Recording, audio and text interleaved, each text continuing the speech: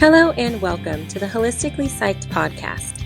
I'm your host, Mariah Choate, a nationally certified school psychologist turned stay-at-home mom who now has the freedom to share what school districts don't want you to know after spending over a decade in the field of education. My goal is to help you learn all you need to know about special education that districts often gatekeep. Each episode will dive into how commonly laws are blatantly broken and tips on leveraging special education law to support best practice for students and teachers alike. We'll also feature interviews with parents and educators who are navigating these challenges head-on, along with those who are making strides to improve this broken system. This channel is for you, parents of students with suspected or diagnosed disabilities who already have or might need individualized education plans or 504 plans. It's also for teachers, counselors, and fellow school psychologists who are feeling the strain of a system that often leaves us feeling burnt out and overwhelmed. So if you're ready to learn, advocate, and empower yourself, child, or students, you're in the right place. Let's get started. Hello and welcome back to Wholistically Psyched, the podcast where we talk about all things public education, including what's working, what's broken, and how we can do better, especially for our neurodivergent learners. I'm your host, Mariah Choate, and I'm so excited to be joined by a guest I follow and admire. Jenn Adams, the amazing special education teacher, instructional coach, and content creator behind Teach Love Autism on Instagram. Jenn has built a trusted platform that's become a lifeline for special educators looking for real strategies, support, and systems that actually work. We're diving into what it really looks like to support diverse learners in schools, how teachers are feeling behind the scenes, and what we can all do to show up better for our students, our teams, and ourselves. Jenn, welcome, and thank you so much for being here. Yes, thank you so much, Mariah, for having me. So let's get into it. For listeners who might be totally new to your world, can you first start off by sharing a little bit about your journey, just what led you into special education and how Teach Love Autism was born? Sure. So I started my education journey when I was super young. I knew I was one of those, I knew when I was 10 years old, I wanted to be a teacher. I was making my own, faux worksheets and giving them to my baby dolls and making them complete them. And I had a grade book from a friend whose mom was a teacher, and she was throwing out her classroom stuff. And I was like, oh, can I have that? And I'm making up my own little grade book and things. So I've just been one of those people, I always knew I wanted to. And pretty much every single job in my entire career has been in some capacity working with kids. So it's just something I've always been drawn to. I did end up, when I was able to start, deciding, that piece of going to college and my major, I went for elementary and early childhood education. So completely general education, which a lot of people, if they don't know my story, are kind of shocked to hear that first, I was Jenn Ed. And I kind of, I thought about going into special education, but my concern was that attachment that you have when you're working with a child that just has so many needs, that I'm a very emotional person. I get invested. I have a difficulty with letting things stay at work, which I talk about a lot on my platform, that ability to put that boundary up. And it's taken me many years to do that. So I was like, I'm not going to, do special ed. That's probably not a good choice for me with the emotional investment. And so I didn't. I got my bachelor's in gen ed, did that for about 4 or 5 years, loved it, but I couldn't find a job. I could only find long-term sub positions. And then when the contracts came up, I couldn't. The area I live in was very populated, lots of people applying. It was very competitive. So I said, I got to diversify my myself. If I want to be a teacher, I'm going to need to get something added on that I can do that's where the jobs are. So my options for my master's was, am I going to be a reading specialist, or should I go back and get some special ed background? And actually my time in gen ed, I taught for a year in a first grade classroom that was right around the start of the push of inclusion. So I had 2 or 3 students, one had muscular dystrophy, one had a learning disability, and 2 had autism. And they were pushed into my first grade classroom for several parts of the day, and I was not equipped. I took 1 special ed course as, in my bachelor's, as an elementary teacher, they make you take special ed 101, and that's it. Wow. So I was not equipped, but I was so thankful I had a autistic support teacher that kind of took me under her wing to help support her students And that kind of got the ball rolling. And then once I got my master's in special education, I had the opportunity. There were definitely more jobs in special education, kind of the same as it is now. But my first position in special ed was an autistic support teacher. So I ended up doing that for 7 years in a brick and mortar middle school autistic support. And then from there, that's about when COVID hit. And we all had to kind of figure out how we were going to teach again. And so my family and I made the decision to move out of the area we lived in, and the jobs were not as available. It's a much smaller rural town, so there's like one school district, one classroom that I could literally have a job in as a special ed teacher if I wanted to stay in self-contained. So it's a very small district. So I looked for other options, and one of those happened to be a cyber school that's in our state that provides education to students across the entire state of Pennsylvania. So I got a job there as an autistic support teacher, teaching completely virtually, and it wasn't just like, oh, it's because of COVID, that's what they do all the time. And so I taught in a virtual classroom for 3 years, and then had the opportunity by, working closely with some administrators. I actually was working towards my principal's certification at the time, doing some internships and things with the school. And they said, hey, you're really kind of good at helping other teachers. And I said, okay. And they go, would you be interested in being a special ed instructional coach? And I was like, oh, well, yeah, that'd be kind of cool. Yeah. So I took that opportunity, and I've been doing that now. This is my 3rd year doing that. And then from there, Teach Love Autism was kind of going on during all of that. I would say it started when I started that first job as an autistic support teacher, probably about two years into my special education teaching, gig. And and I've been doing it now for over 10 years with the business and the brand and everything. So, and it kind of just was my way of sharing first, almost like a diary, like my blog. One of my very first blogs on my website is like, hi, this is Jen, and this is my diary of my classroom. So it's like, it wasn't even, it wasn't meant to be, a professional development type to help people learn. It was more like me just wanting to get out, and vent maybe a little bit, and probably shouldn't have put it on the internet. In today's world you wouldn't, but back then it was a little more okay. It's different. Yeah. And then it kind of turned into a business because I saw materials being made. I was using materials other people made, and I said, I can do this. So then I said, well, it'd be pretty sweet if I can pay for all the Velcro and lamination I need for my classroom. And it just kind of went from there. That is so cool. I did not know all the behind the scenes. I know we talked about this story. Yeah. Like, I think it's so difficult on Instagram to get the whole picture. It's like stuff moves so fast that you're just like, okay, this is my little story, but you don't really get the whole picture. It's so cool. I love that. And I love that you mentioned as a gen ed teacher, you had inclusion happening and you were not prepared.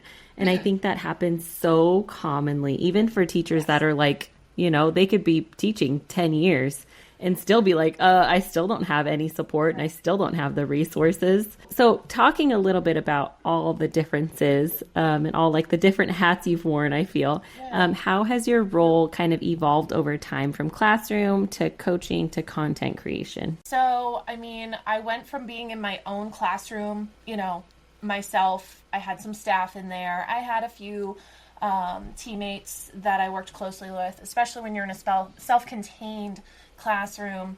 You don't have a lot of other teachers that do what you do usually in your school. So I found myself very much on an island. I did have a couple wonderful speech and language therapists that I got pretty close with because a lot of the students I had needed support with communication. It's just one of the biggest barriers with a lot of the students that I worked with. And ultimately, a lot of their behavior was a result of them not being able to communicate. So that was kind of one person in the school that I would, I worked closely with, and actually I worked with a couple over the years because we had some move buildings and change positions and things like that. But when you're in the classroom, you're kind of by yourself. You do have your paraprofessionals, and I've worked with some wonderful ones. I've worked with some ones that have really tested my my patience of being a teacher. But, I look at it all now as like a life lesson and things I can share with others to try and help them not feel so isolated, not feel like they're on that island, or not feel like they're not supported, that, maybe you're not getting the support from your administration. I've been there. I've had situations where that's happened to me. And now that I'm in an instructional coaching position, I guess I try to feel like I'm kind of that person in the middle, because I do work with teachers. I work with 3 different programs at the school: autistic support, life skills support, and emotional support, which is over 100 teachers.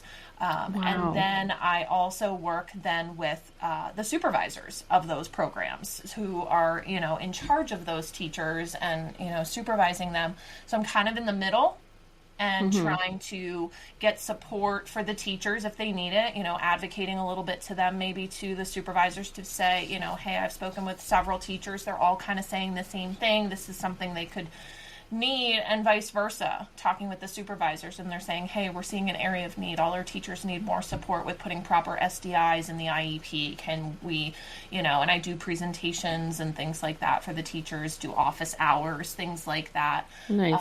And so it's definitely going from like running just my own room, that's a little smaller, to now managing and supporting a lot more. But I will say it really has helped me, with Teach Love Autism, to kind of take it to the next level. So, I was sharing what was going on in my classroom and things that were working for me, but now I have a lot of other teachers that I, work with and talk to, and I kind of get to see both sides of it from both the teacher perspective, the administration. So you get to see, kind of more of a full picture, I feel like, of what goes on in a school, even though we're virtual, which a lot of people might say, oh, you don't really know what it's like. Well, it's just in a different way. Right. Like you're still seeing behaviors, or you're still having those like needs for support with the kids. It's not like the support for the kid is like non-existent. It's like you still need it. Yep. Yeah. So on the content creation side, you still are working with, so like you're working with 100 teachers through your job, but you're also working with other teachers through Teach Love Autism, right?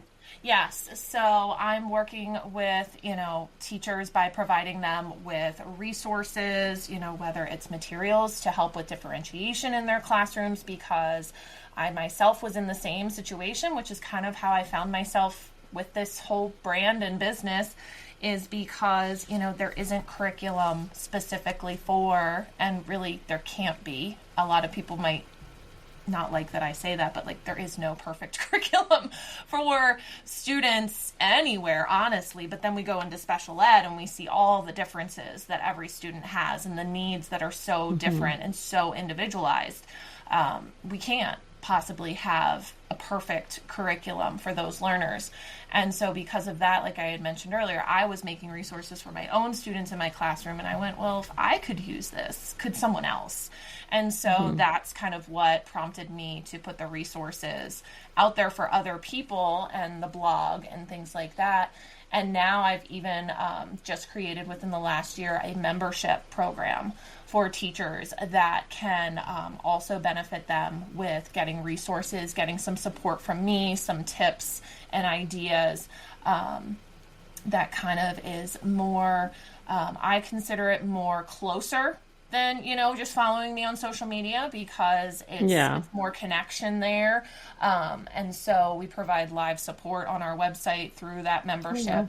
And I'm in there, providing the support to the teachers as well. And it's kind of created a bit of a community in there. I love that. And so it also helps me to learn more about what's going on in classrooms. And I'll be honest, it's pretty cool to learn about what's going on in classrooms in different areas, because I've only ever been in Pennsylvania, only ever taught there. So it's like wildly different across the country. Yes. I don't know if you feel like that, but it's like sometimes I hear stuff and I'm like, wait, that's legal in your state? Like you're doing what in your classroom? Right. So yeah.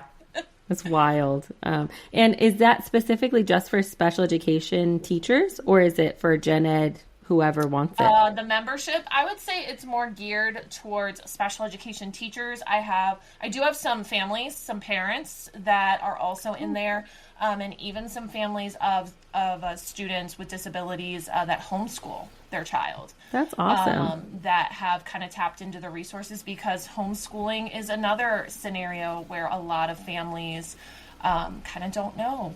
And the curriculums for homeschooling, and I know this because I've looked at it for my own children as a option at one point for us. There isn't a special ed version.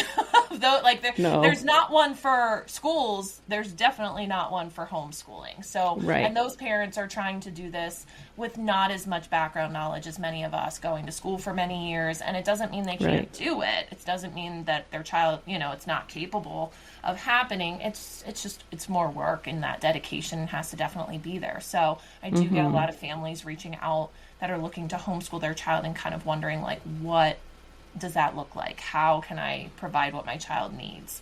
Yeah, I didn't even think about homeschooling. That makes sense. Okay, so let's get real for a second. We've already been real, but let's get into the nitty gritty. So working in special education can feel incredibly isolating and overwhelming, as you shared, even if you're the most passionate educator. So from your perspective and the messages you get from your community, how supported or unsupported do special educators really feel in their schools? I mean, if I had to give you like a temperature check on teachers, I actually do that a little bit I have a Facebook group for teachers, Teach Love Autism community, and I do tend to do a little like, hey, how's it going right now? Are you, feeling like, you're hanging off the edge of a cliff? Are you drowning? Like give me a sign, what's going on? I think in special education, teachers are struggling. I think it's a field that, like I had mentioned before, there is no cookie cutter. Even the teachers I work with in the instructional coaching position that I do, a lot of the times they're coming to me because they have such individualized situations with students that maybe they've never tackled before, and it doesn't matter how many years they've been teaching. It's just, and like I had mentioned before, it's just because every student is so different and needs so many different individualized things. But I think that also creates teachers that are exhausted, that are burnt out, questioning whether they're doing enough on a constant basis. That stress alone, if you really care about what you're doing in the classroom, there's always that piece in your head of, am I doing enough? And I've been there, I know how that feels, and I try to help those teachers understand they're not failing, but they need help. They need support, and where to get that isn't the same answer for everyone, because every school climate is different, every school culture. I believe a lot of it can be the administration that you work for can play a heavy role in that, which was one of the reasons I went back and got my administrative certification, that if that opportunity ever becomes something I'm looking forward to, I'm hoping to be a support to those teachers, because I get it. Right. But right now, I think special education teachers are tired. I think there's a lot of things put on their plates, and it just seems like every year it's a little bit more with the expectations. And I think there's multiple factors to that. It's not just any one thing, but I do think that being able to develop systems and, like I said, finding that support in some way is really kind of the key to not feeling like you're so alone on that little island by yourself. Kind of along that same line of like, is it just teacher burnout, or are there actually systemic gaps that are happening, like with training, with staffing, lack of admin understanding? Like, you say that you would be an admin one day. I'm like, you would be the best admin. Like, I don't know any admin that has the background of a special educator that was actually in the classroom with students that had disabilities or, neurodivergent learners. Like, that's so beneficial to that entire district to have people, with that expertise. Right. And I mean, across the years, I spent 12 years in brick and mortar, and I want to say that I maybe had one and it was only for like 2 years that actually was also a special education teacher prior to becoming an administrator. The rest all came from Jenn Ed. And again, that background's not there. And I'll be honest, as an administrator, I'm going to guarantee that most of your time is spent with the special education. Like dealing with IEP meetings, parents that are upset, behaviors that are happening, lack of progress being made in classrooms, disruptions, those types of things. And so to me, it's a little crazy to think that in those programs, and I went through the admin program. I did my master's first in special ed. And then I did the admin program as a graduate, add-on that I just did. And the amount of special ed in that program was not, and I'm sure all of them are similar. I'm sure that it's not that it was that specific, place that I went for mine. I just think that's how it is. Same with my gen ed teaching degree. When I went for my bachelor's, SPED 101. Right. Was all I had. And then I was expected to be able to work with those students that showed up in my class in that first year for me in first grade. Yeah. So, and that's not even to mention, like you said, you could be teaching 10 plus years and then have a student come in with different needs. And you're like, I've never seen this before. Mm-hmm. So someone who's even in the field as we speak is still learning all the time. So I'm sure even as you are working with so many teachers across the country, across your state and then even across the country in your membership, like I'm sure you're always learning and constantly figuring new things out, new strategies. Yes, absolutely. And sometimes some of the best ideas I've gotten are from other people, and I always try to give them credit and say like, hey, I'm not the genius behind this idea, but I'm going to share it because if it's something good, we need that. We need to, work together. One of the greatest things I think came out of having internet and social media and all of those things is the wealth of ideas that you can get from it. Some people may say, that's not a place for teachers to be, but I mean, there's a whole side of social media platforms that is ideas and systems and tips and tricks and hacks and, things that I never would have learned if I wasn't a part of it. When I got that autistic support teaching position that first year for me, the first thing I did was I Google searched, what does a teacher, of that type of classroom do? And what did I do? I went and found 2 or 3 blogs of other people that had done it before me, and I read them like it was, a special education Bible for me. Right. That was going to, and I did a lot of the practices that were listed in there because I didn't know any better. And some of them were great, and some of them I learned didn't work for my students, and I think that's all the trial and error of the job. But, you go and get this degree, and even if all of you that have gone, as even your bachelor's degree in special education, it doesn't prepare you for stepping into that classroom. Nothing can. The things that, and I think that's the hardest on new teachers, is those first few years of realizing that, I did all this work in college, and while some of it can really be helpful just to have a good foundational knowledge base, it's not the same as applying it once you're in there. And that you just kind of have to learn as you go, and you'll keep learning. I mean, there's things I still, every year, I swear there's a student that has a new disability, or there's a new way the laws are written for how to write IEPs, or new ways for how evaluations are done, or things like that we're constantly needing to learn and adapt. We have to be ready in education to constantly be willing to grow and change. Right. Yeah, and I think the issue with assuming, okay, I've gotten all this education, or even as an admin, like, okay, I've made it to this admin position. Right. I'm good to go. I know how to handle whatever. Like, I think that's the biggest issue that we have with education is like, there really is that gap. You definitely need to constantly be learning and changing and growing. I don't know if you follow, but there's like a speech path. I think it's called Speech SLP or something like that. And she was talking about just her approach to autism over the years of like, when I first started, like I would do all the rallies and I'd make t-shirts of like, there's this many autistic kids or whatever. And she like goes over her whole journey of like, now I actually am hiring autistic people in my private practice, right? Like I'm interviewing them. I'm actually hearing from these people that have this diagnosis, and I'm learning from them like firsthand. And it's like, oh, that's so cool. And like, that's what every educator needs to always be doing, right? Like growing, changing, learning all the time. Exactly. Yeah, I love that. So what would you say are the biggest challenges special education teachers are facing right now when it comes to juggling the compliance, the instruction, the student needs, maybe behavior, right? I think that's a big one. I think it's like all of the above.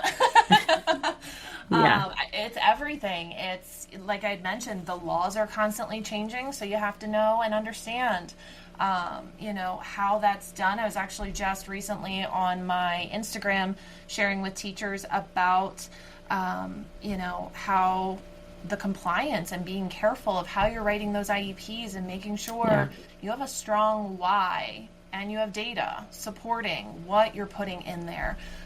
Since working closely with teachers in an instructional coaching role, a lot of my time is spent helping them analyze data they have or letting them know that they don't have enough data that's actually going to, be that why for adding something into an IEP. And sometimes that's stressful as a teacher because you're like, oh, we're finally going to get that result that I hoped we'd get for that student. And then we go, wait, but where's the data that supports that that's the need the student has? And they go, well, I see it in the classroom. Right, but do you have documentation? Do you have, or is it just your opinion? Or is it a parent just said, hey, they need some help with this, but you haven't actually seen it yet in your classroom?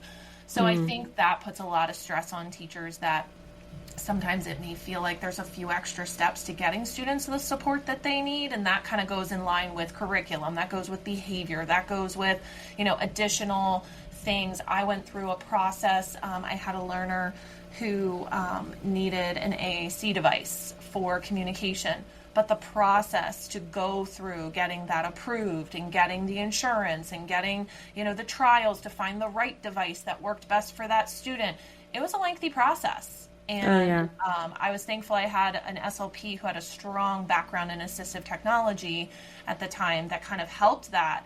But I was not prepared for it to take almost an entire school year to just finally get the device that we could hand to the student and say, this is yours. This is your voice. Here you go. And it took us a whole year. And then working with the parents and training them and helping them to be able to use it. So there's just so many facets to the job that, the paperwork, the instruction, the lesson plans. I often tell people too that we don't really necessarily think of it. I think teachers do, but I think outside society doesn't view teaching. It's almost like it's two different jobs. You have the job you do every day in the classroom, which I almost consider as like your performance.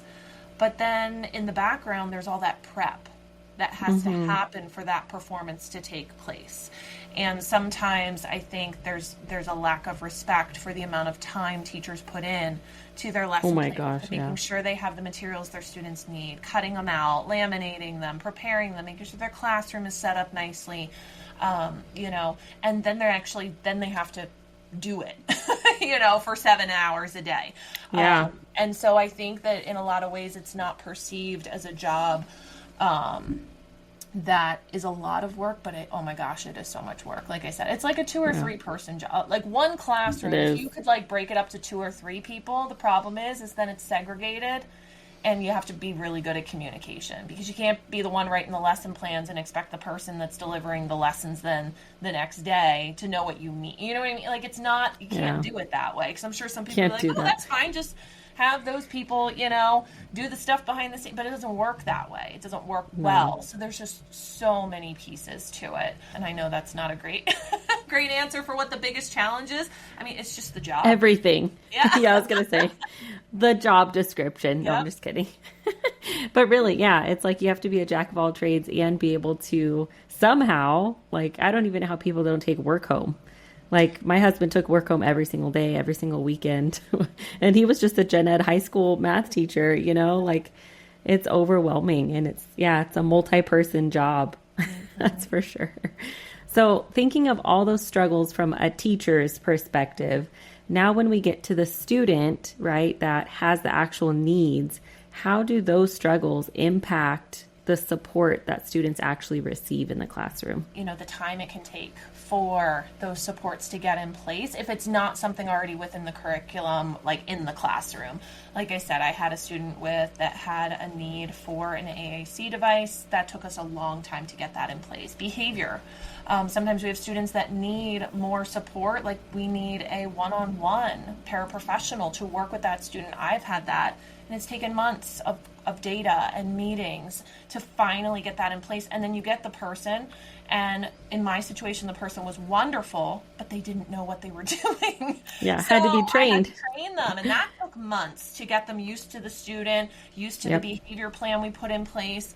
So I think, sometimes for teachers, that can be the hardest thing that burns you out is you may know how to fix it, but the work that it's going to take to fix whatever it is in your classroom, it's a lot of long, hard work. And then sometimes that piece of getting those around you, your administration, your team in your classroom, other maybe related service providers that are working with your students to buy in to that plan once you've got it, can also be a really big barrier. I've worked with related service providers that come into my classroom, and I'll say, hey, this is so-and-so's behavior plan. Remember, we went over it at the meeting. We're implementing this. And they'll go, I don't want to do that.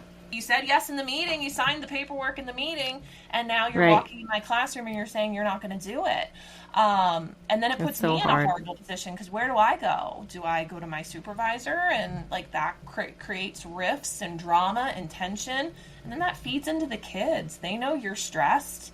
They know there's tension between team members. I think kids have a great read on that kind of stuff, and that can definitely affect the classroom. It can affect relationships, the consistency of what's being done, and that can be a huge stress on teachers. And I think the hardest part is, like you said, the consistency. So if you have, students are not unaware, they're very aware, I know what I can get away with so-and-so, but not other so-and-so.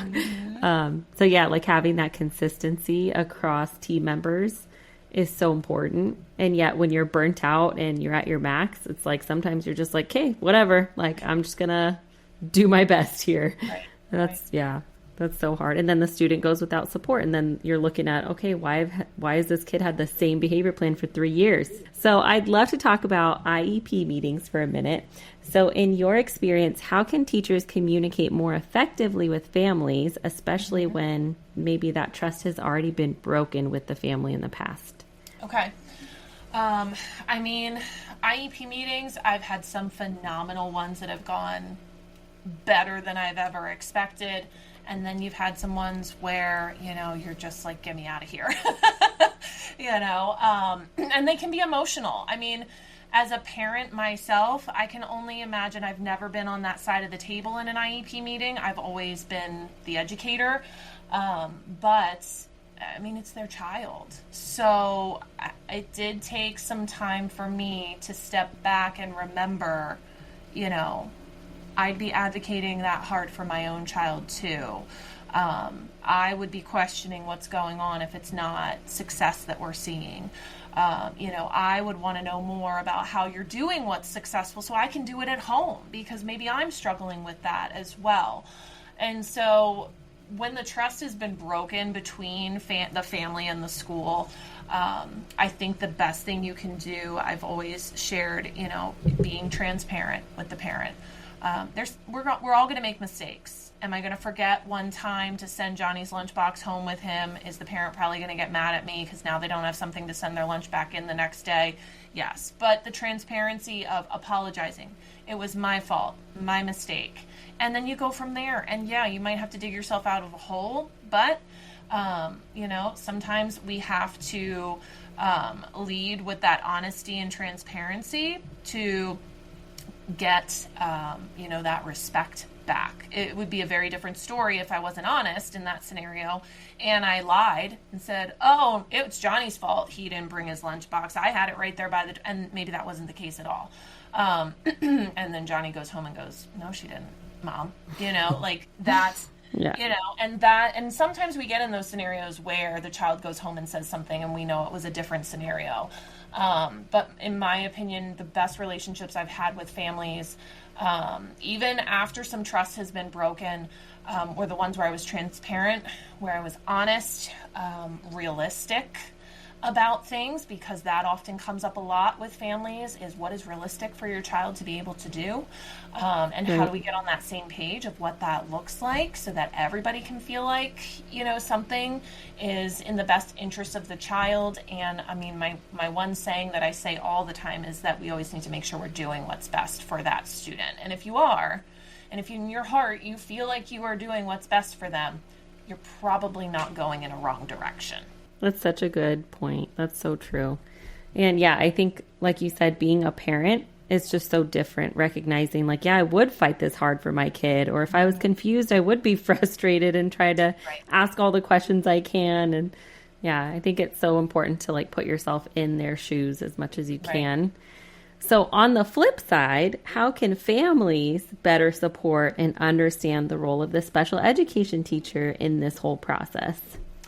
So I think this kind of goes back with that transparency piece. So like it's a two-way street, right? I'm being transparent with you. Be transparent with me. And part of that is hoping to encourage that parent to ask questions, right? Sometimes we get nervous when they want to ask us questions like, why are you doing this the way you're doing it? If I don't know the answer to that, then why am I doing it? So we should be confident in the things that we're recommending for a student. It shouldn't just be like, oh, because I saw, this TV show where they did it for him and I think it's going to work. Like, no. So I think for parents, encouraging them to ask questions, especially at meetings, especially in areas they don't understand, there's nothing wrong with that. I used to try in the meetings that I ran to have several like pause points, even if it made the meeting go a little longer, to go to the parent and say, what questions do you have right now? What can we explain? And if I felt like I'd try to read that parent's face, sometimes you can just see the glazed over look when things are being read that are just, too much education jargon. And I would say, did you understand anything that we just shared, with that last paragraph?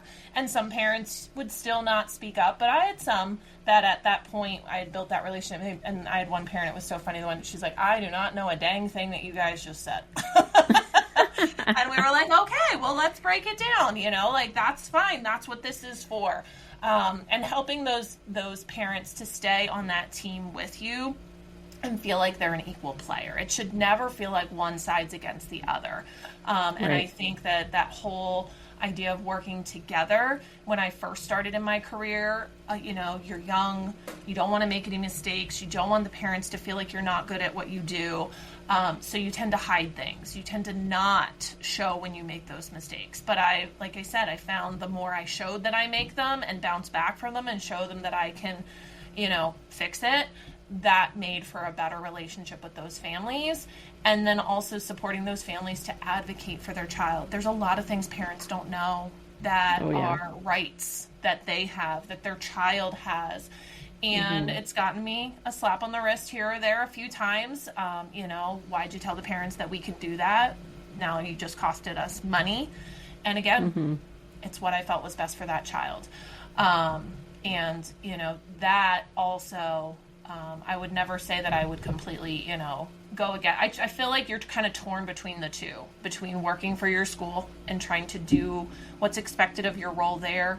But then you're also trying to support this student with this family who, again, sometimes they don't know. They don't know their rights. They don't know what things mean in an IEP. So the more I felt like I could have open, conversations with those families and collaborate with them, I think that helped them to understand my job. There were things I could say to them, such as, I've asked for this support, I've been turned down, but you can come in and say this, and that might open the conversation back up again, because it's coming from you.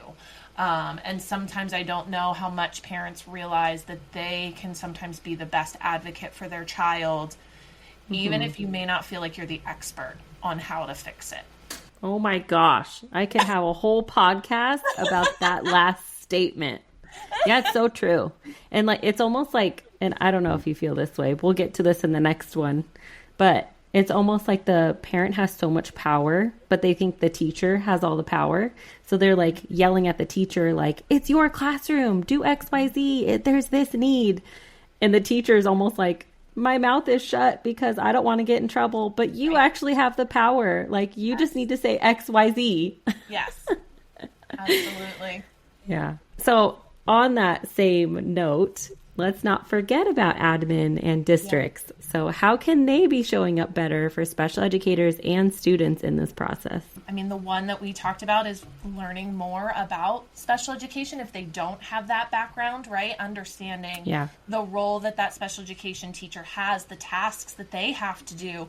I think if you better understand what they have going on their plate, and not to say administrators aren't busy too, but I mean, as a member of your staff, that is your job to understand what their job is and what it entails. So that, to me, and that doesn't just go with the teachers, that goes also with the paraprofessionals in those classrooms. One thing I've really tried to stress more and more in my business to support teachers, because this is something I found myself, is there is not a lot of training for paraprofessionals in special education classrooms, or even in general education classrooms, just in general. And this is not a knock at paraprofessionals. They just aren't given the education or the tools or the strategies when they first start. A lot of times their first day in the job is showing up in the classroom. There are some programs out there I've seen that have started to come out where you can get an associate's degree, or there's just some training courses, but a lot of them are coming as high school graduates, and there's no classes in high school that you can take that's like, learn how to be a paraprofessional. Whereas teachers, we go to school for at least 4 years to get a jump start on the position we're doing. But in many ways, paraprofessionals are asked to do a lot of mini versions of the job that the teacher's doing, right? Help with behavior, managing, students with like toileting. I mean, the amount of things you could research and learn about properly working with a student who needs that support. I mean, there's like journals and things out there. I mean, some parents don't even know, and I have 2 kids that I toilet trained myself too, but it didn't prepare me for what it had to be like in a classroom. That's a very different environment. So there's a lot of situations that happen there. And I think administrators don't necessarily understand the teacher's role and also that paraprofessional. So being able to provide training that's appropriate, or asking, maybe they need to just say to that teacher, can I come cover your classroom for a half hour so you can have a training with your paraprofessionals? And maybe it's once a month if you're lucky. But they just come in, and for a half hour they cover your students so that they're, safe, but it gives you that time to work with your paras. And I realize some schools that's asking a lot to do that, but that would be a great way to build rapport with teachers, especially special education teachers, to show that you care, because you're going to put some of that time into their classrooms so they can make it better in there. And then also, if they can try and streamline the process of any extra paperwork. We already have so much paperwork, right? We have IEPs, we have evaluations, we've got report cards, we've got progress reports, we have, all these things. And I know I used to cringe when I had an administrator that was like, can you make a spreadsheet for me with blah, blah, blah, blah, blah? And I'm like, oh my gosh, if I have to look at one more Excel doc after tracking IEP goals all day long and behaviors all day long, and now you want me to do this. So I think for principals, being mindful that special educators are doing a lot of paperwork, like a lot. Yeah. And so keeping that to a minimum unless it's absolutely necessary is definitely a place too that they can help out. Yeah. Even if a principal isn't like, okay, let me step in for you while you go train your paraprofessional, just them being present in the classroom. Mm-hmm. Like, hello, that never happened, right? Like that just never happened.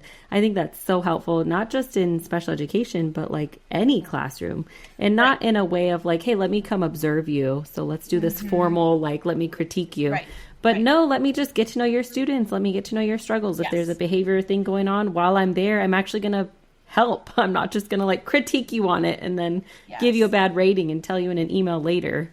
Yes, absolutely. And I used to, the further I got in my career, the more welcoming I was to admin. And I think some of that's your own confidence in yourself and your abilities. Some of it, though, was pure, I just need help. So I don't aware if I'm not doing things correctly. Actually, if you can help me, that'd be great. If I can learn a better way to do what I'm doing, because things are not going well in the classroom right now.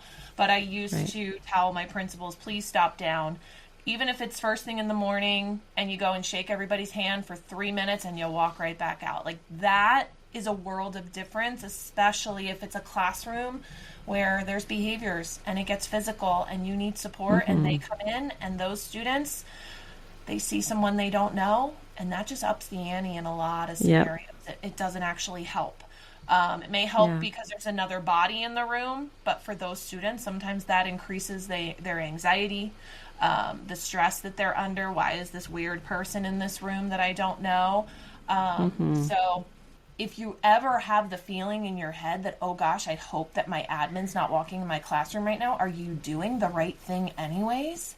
So that was kind of my thing. You know, if I'm not teaching the lesson I'm supposed to be teaching, then should I be teaching that lesson? Or if I'm not talking to a kid the way I'd want my administrator to hear me talking to a student, should I be talking to that student that way? And like that mindset for some of the staff in my classroom, once that shifted that way, things actually got a lot better.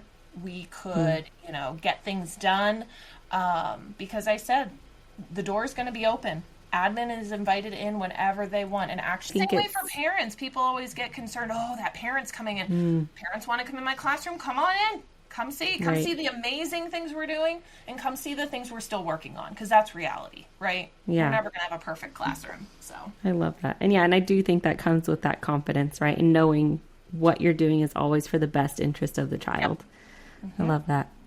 So one of the things I absolutely love about your content is how practical and grounded it is.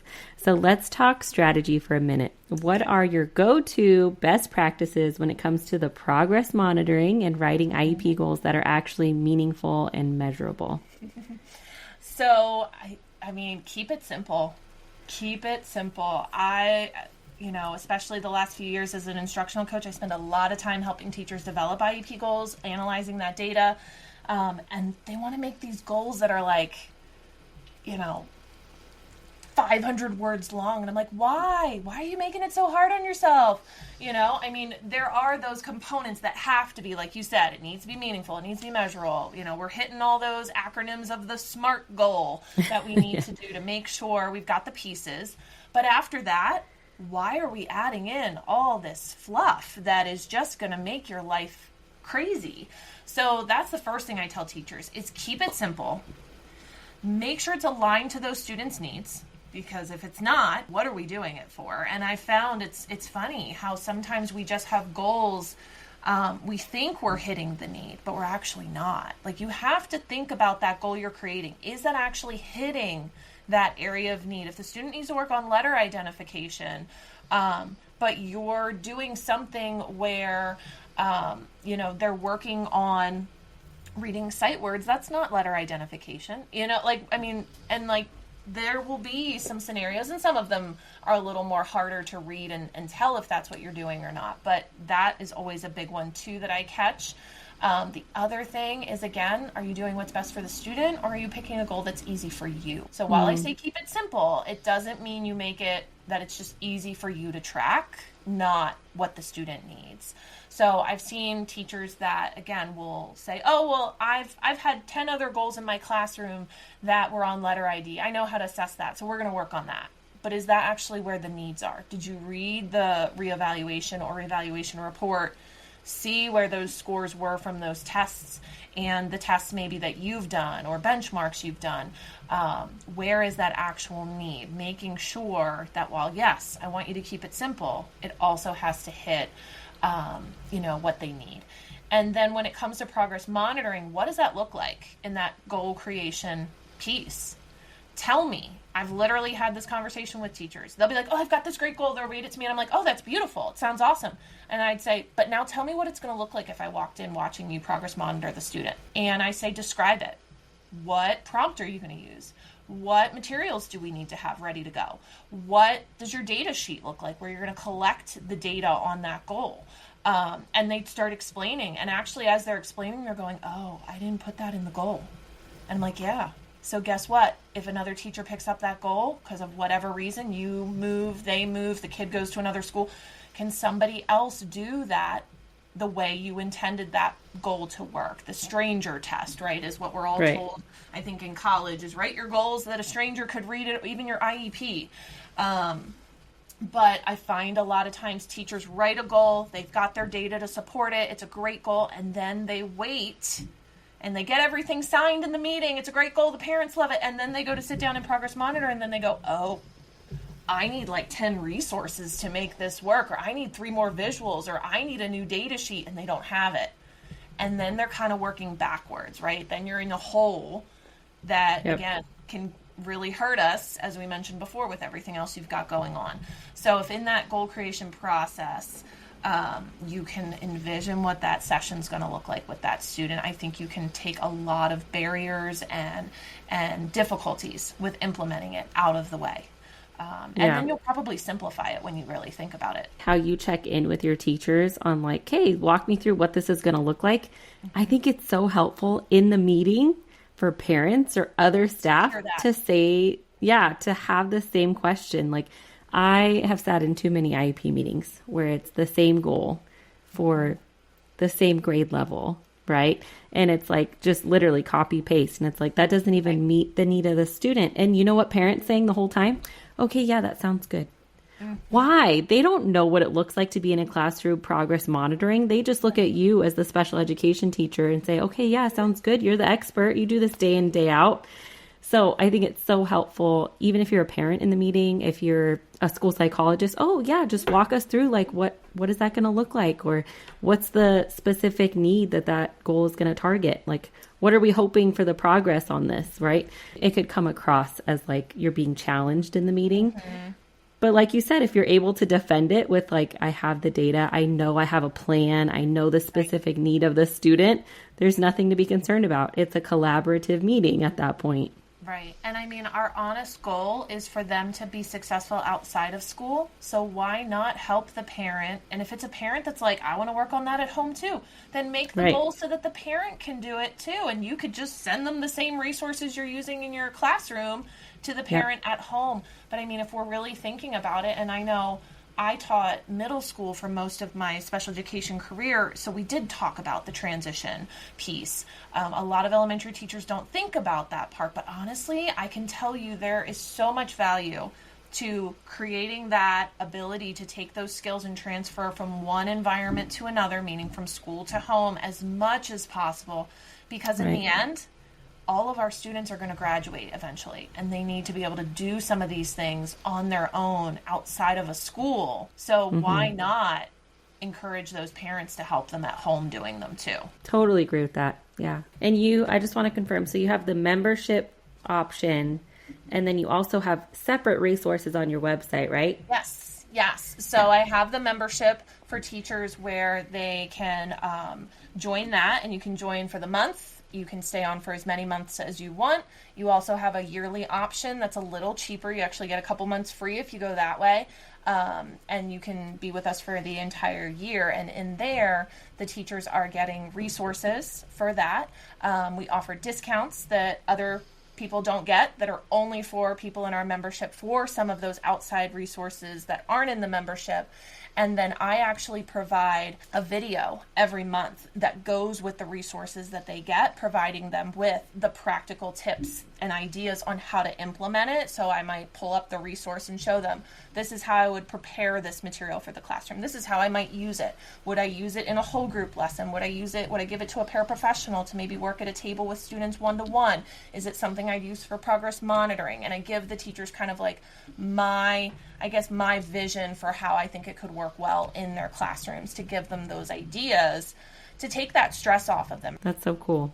So speaking of, I know we kind of talked about this, of like the educational field is rough right now. So people might not want to step into education as much as in the past. Who knows?